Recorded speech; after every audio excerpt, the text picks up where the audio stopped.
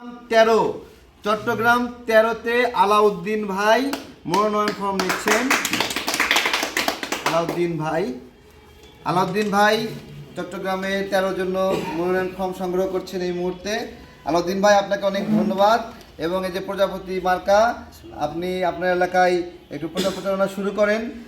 আর হলো মনোনয়ন ফর্ম সংগ্রহ করলেন, আরও যদি কেউ সংগ্রহ করে আমি বলে রাখি, তাহলে আপনাদের 2 জন যদি হয়, 3 জন যদি হয়, সেই 2 জন 3 জনের মধ্যে যাকে আমরা যোগ্য মনে করব তাকে সেই মনোনয়ন ফর্মটা হলো পার্মানেন্ট লক করব আমরা। তো আপনার জন্য ছোট্ট উপহার রয়েছে। তো আপনি একটু এলাকায় একটু প্রচারণা করেন। চট্টগ্রামে আমাদের দায়িত্বশীল আছে, তাদের সাথে আপনারা একটু যোগাযোগ রাখবেন ইনশাল্লাহ। এবং আপনার জন্য দোয়া ও শুভকামনা। কিছু বলবেন? অবশ্যই। ওকে, আমরা ভাইয়ের মুখে একটু শুনি, দেখি ভাই কেমন বক্তব্য রাখছেন। রাজনীতি হোক দেশের জন্য, রাজনীতি হোক দেশের মানুষের জন্য। এই রাজনীতি আমরা করি অসহায়, আমাদের এলাকায় অসহায় যারা আছে তাদের জন্য। ঠিক। আজকে আমাদের এই যে একটা আমজনতার দল, আমি কখনো রাজনীতির সাথে সংযুক্ত ছিলাম না, আমি রাজনীতি করি নাই, আমি একজন স্বেচ্ছাসেবী।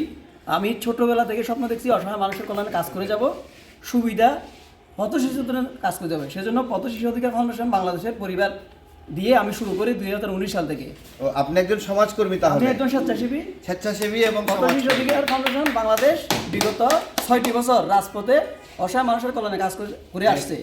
তো তারই দ্বারা হয়তো বজায় রেখে আজকে আমজনতা এটাকে বুকে ধারণ করে আজকে আমার রাজনৈতিক নতুন একটি দল, এই দলের সাথে আমি কাজ করে ইনশাআল্লাহ আমার মনে প্রাণে যাতে এটা থাকে, সবাই আমার জন্য দোয়া করবে। আচ্ছা, তাহলে ভাই হলো একজন পুরান সমাজসেবক এবং স্বেচ্ছাসেবী, তিনি পথ শিশুদের নিয়ে কাজ করেন।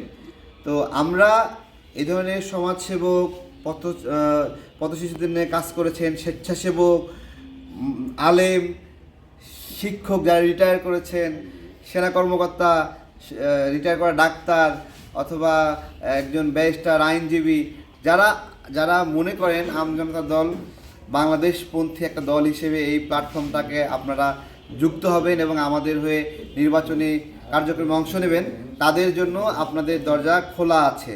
আমাদের দলের কিছু সহযোদ্ধা আমরা লক করে রেখেছি, বাকিগুলোতে আমরা আমরা এই ধরনের আমাদের বড় ভাইদেরকে জায়গা দিতে চাই।